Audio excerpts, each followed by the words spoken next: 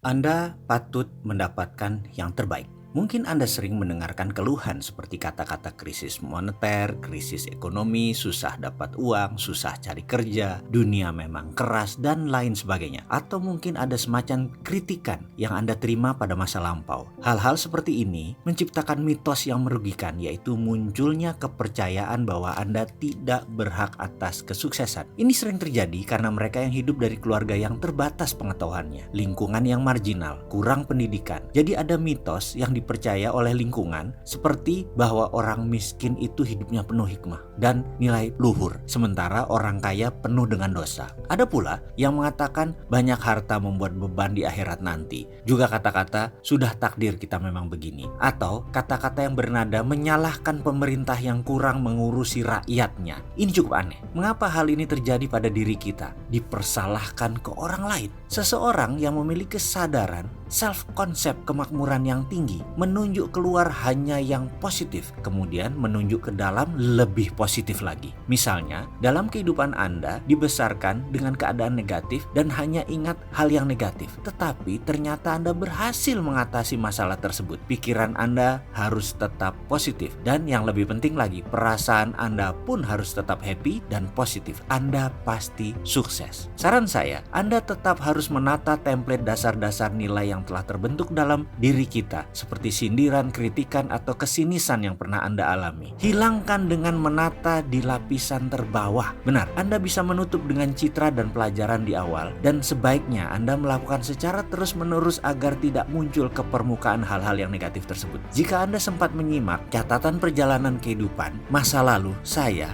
lelah hidup tersandung-sandung. Saya jalannya terantuk-antuk. Di sanalah saya mulai melakukan perenungan sekali lagi. Saya mendefinisi ulang pikiran saya. Saya mengulangi kata-kata positif lagi terhadap diri maupun keluar diri, terus menerus hingga sekarang, dan semoga saja terus begitu di masa yang akan datang. Kini saya ubah nilai-nilai lama saya. Saya ingin mengerjakan hal-hal yang saya cintai bersama orang yang saya cintai, mendapat ridho ilahi, dan hasilnya tak terhingga. Dalam pikiran tentu data lama masih ada dan tetap ada, tapi sebaiknya kita letakkan di dasar yang paling bawah, sedangkan pikiran dengan data baru yang positif berada di lapisan atas. Jadi kita yang mengakses hanya lapisan atas saja terus. Sejujurnya yang kita tata kali ini masih berkisar tentang materi. Kita masih harus bekerja keras untuk menata kesadaran tentang kesehatan, hubungan dengan keluarga, mendidik anak, dan lain sebagainya. Kita akan nanti sampai sana. Ada sebuah pemahaman baru yang akan masuk ke dalam pikiran Anda di chapter selanjutnya. Di sana Anda akan tersentak karena ada sesuatu yang berbeda di dalam pemahaman selama ini dalam pengertian mencari materi. Anda tidak perlu menjadi pengusaha untuk kaya raya, tak perlu modal besar untuk sukses. Bahkan Anda boleh dengan santai dan tetap mengerjakan apapun yang Anda suka dan Anda cintai. Anda tetap berhak untuk kaya raya, meskipun tetap dengan profesi Anda, dengan profesi keseharian Anda. Tidak ada ubah satu apapun, tidak perlu berubah drastis. Kalau Anda ibu rumah tangga, tak perlu menjadi pegawai meninggalkan anak-anak balita di rumah. Yang Anda butuhkan hanya merumbuhkan jangkar, dalam tanda petik, segala sesuatu yang membuat Anda miskin harus dihilangkan, yang selama ini menghalangi Anda dari tujuan Anda mendapatkan kemakmuran. Dan video ini tidak menjanjikan Anda untuk memperoleh rose garden, bahwa semuanya mudah, semuanya enteng, semuanya mudah membalik tangan. Tidak sama sekali. Yang harus disadari adalah semuanya dimulai dengan keyakinan, yaitu keyakinan baru.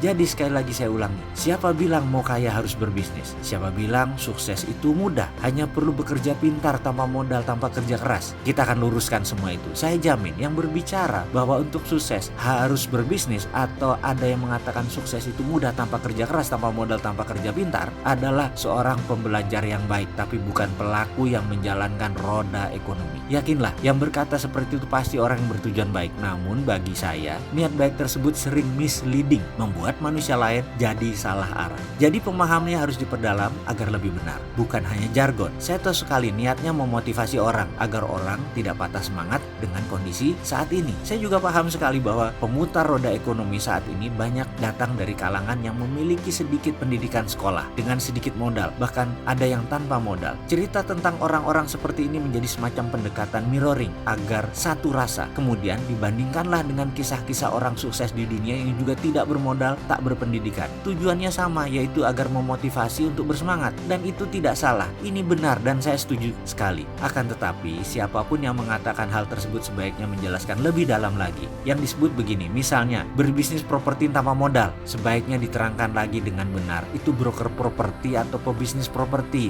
Nggak mungkin lah bisnis properti tanpa modal. Ini harus diluruskan. Kalau broker, memang modalnya duitnya sedikit. Karena memang tanah orang, aset orang, kita hanya menjual diri dan memasarkan. Fee yang didapat merupakan imbalan dari jasa kita. Lain halnya dengan pebisnis properti. Pebisnis properti belum mulai berjualan dan berbisnis, sudah sibuk dengan biaya-biaya dan sudah keluar modal. Mulai dari HO, undang-undang gangguan, AMDAL, IMB, dan lain sebagainya. Dan itu sudah keluar uang. Dari mana katanya pebisnis properti nggak pakai modal? Itu broker, sekali lagi. Lalu, berbisnis properti tanpa modal itu di mananya? Nggak ada kan? Udah deh, jadi kita harus jujur mengatakan bahwa bisnis pasti pakai modal. Tapi kaya bisa tanpa modal. Jadi, daripada ngusung woro-woro bisnis properti tanpa modal, menurut saya akan lebih baik jika menginformasikan diperjelas. Misalnya, cara menjadi sales properti yang baik, cara melipat gandakan penjualan properti Anda, dan semacamnya. Menurut saya ini lebih jujur dan tidak memberi harapan palsu kepada orang-orang yang haus sukses. Ada juga yang mengusung jargon kerja pintar. Ini biasanya pemain bisnis MLM. Dan sekali lagi, ini bukan hal yang salah. Ini benar, kerja pintar. Karena kerja Anda hanya jualan produk. Anda tidak perlu memikirkan gudang, distribusi, administrasi, atau izin-izin. Anda tidak perlu susah-susah menciptakan merek dan lain sebagainya. Anda hanya perlu membangun sales team, berjualan dan memotivasi. Titik. Itu memang kerja pintar. Anda hanya mengerjakan 30% dari sisi bisnis. Namun, leader seperti itu tidak bisa mengatakan bahwa ber-MLM itu berbisnis. Ini hanya strategi salesmanship. Sales adalah bagian dari bisnis dan bukan berbisnis. Kalau Anda memiliki bisnis jaringan tersebut, barulah Anda menyebut diri Anda pebisnis. Ada juga yang mengatakan Bill Gates tidak menyelesaikan sekolahnya, atau Lim Swee Leong tidak sekolah. Pengusaha lain juga tidak sekolah formal, tapi pada kaya-kaya. Ini menimbulkan pemahaman yang keliru juga bahwa pendidikan itu tidak diperlukan untuk berbisnis. Enggak. Ini harus dibenarkan. Hal ini juga sebenarnya saya tidak menentang ada orang kaya dengan tidak sekolah. Bisnis memang open source, semacam pintu terbuka. Mau orang tidak berpendidikan, tidak beragama, tidak bermoral, kejam, baik hati, atau usaha jenis apapun, Anda bisa saja sukses. Bisnis sukses tidak bisa diklaim sebagai hanya tempat orang tidak berpendidikan. Itu tempat semua orang dengan latar ras apapun, agama apapun, dengan ilmu apapun. Bagi saya, maaf ya, ini hanya pendapat pribadi. Benarlah banyak orang tersebut tidak berpendidikan formal. Akan tetapi, kalau Anda berada dekat mereka, akan terasa bahwa ilmu mereka tinggi sekali. Ya, mereka sangat berilmu. Dan dalam menuntut ilmu, memang tidak diperlukan sekolah formal. Selama Anda bisa belajar, bisa berilmu, sekolah formal hanya pelengkap. Seorang Ciputra, misalnya, sejak lahir sudah melihat timbangan terigu, telur di matanya ketika orang tuanya berdagang. Dari bayi, dia sudah mengenal tawar-menawar, berjualan, menentukan harga, melayani pelanggan, walaupun saat itu hanya skala warung. Nah, ini sebuah keilmuan yang dipelajari melalui jalan hidupnya. Siapa yang bisa melawan keilmuan dagang seperti itu? Mau makan sekolah sampai S3 di perguruan tinggi ternama sekalipun,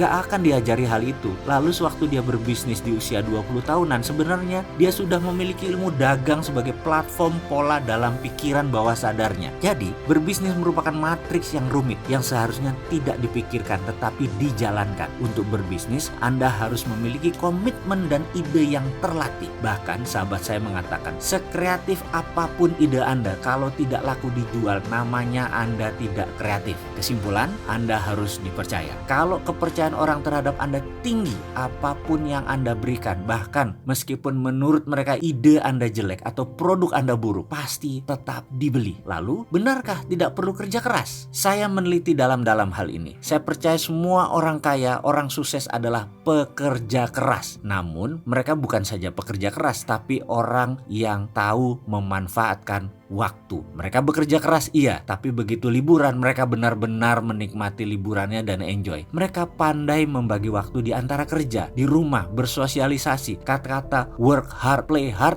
bukan sekedar jargon. Mereka melakukan secara harafiah. Perilaku kerja yang pintar, membagi waktu, itulah sesungguh yang disebut kerja pintar. Mereka diinfokan hanya main golf atau selalu datang siang ke kantor. Sudah ada sistem yang mereka kerjakan karena sudah ada direktur yang mengerjakan. Itu merupakan produk tahunan kerja keras mereka. Ibaratnya orang menanam mangga selama 4 tahun panen, terus menghasilkan selama 25 tahun. Kalau dilihat 10 tahun, ya kelihatannya seperti orang yang santai. Namun kalau Anda melihat 4 tahun pertama hidupnya, mungkin Anda akan berkata beda. Mungkin Anda memandangnya sebagai seorang workaholic atau penggila kerja. Satu hal lagi, apakah untuk kaya atau sukses harus berbisnis? Nah, untuk hal ini saya sedikit berlawanan dengan banyak orang. Saya percaya untuk kaya atau sukses, Anda tidak perlu berbisnis. Dengan kalimat lain, untuk kaya ada ribuan cara. Berbisnis atau berwirausaha hanyalah salah satunya saja. Mau Anda berlatar belakang office boy, pedagang kaki lima, pensiunan olahragawan, TNI, guru, tukang las, ibu rumah tangga, tukang parkir sekalipun, sukses atau kaya adalah masalah perilaku atau attitude. Kaya atau sukses adalah produk sampingan dari sebuah perilaku kaya. Menabung, contoh perilaku orang sukses. Berinvestasi adalah perilaku orang sukses. Dipercaya adalah perilaku orang sukses. Dan banyak lagi perilaku pribadi sukses ini bukan hak prerogatif pebisnis, itu hak prerogatif orang sukses. Anda menjadi good follower juga termasuk perilaku pribadi sukses. Anda seorang good listener juga termasuk pribadi sukses. Anda seorang pegawai atau seorang putus sekolah, Anda perlu memiliki kepribadian seperti itu untuk bisa sukses, yaitu good follower, good listener. Anda tidak perlu repot-repot membangun perusahaan blue chip. Anda bisa mempelajari dengan seksama di bursa, di equity crowdfunding, di Santara. Anda bisa lakukan itu. Lalu belilah dalam jangka panjang. Otomatis Anda sudah